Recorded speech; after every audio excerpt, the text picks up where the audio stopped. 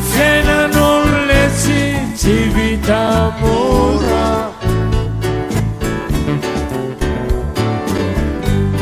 raha vao solona fakeo e labeny fanakora.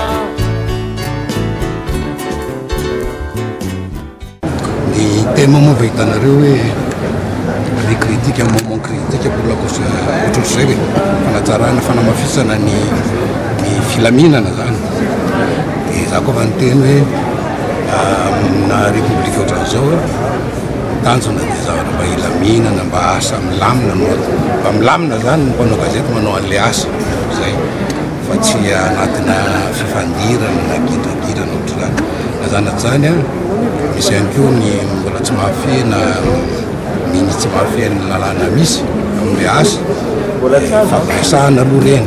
na mbola tena minimisy dia tsy maintsy ampiasaina fona ihany le lalàna zany satria ny tanjona zany dia hoe farafaratsina ny amin'ny faran'ny taona any mba asa fanaovan-gazety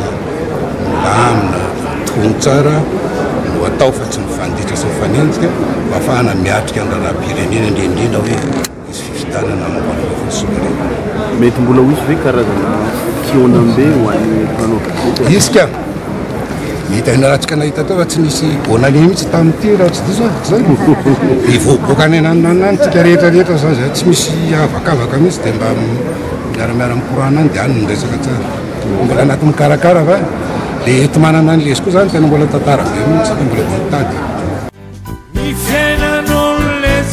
tsy vita mora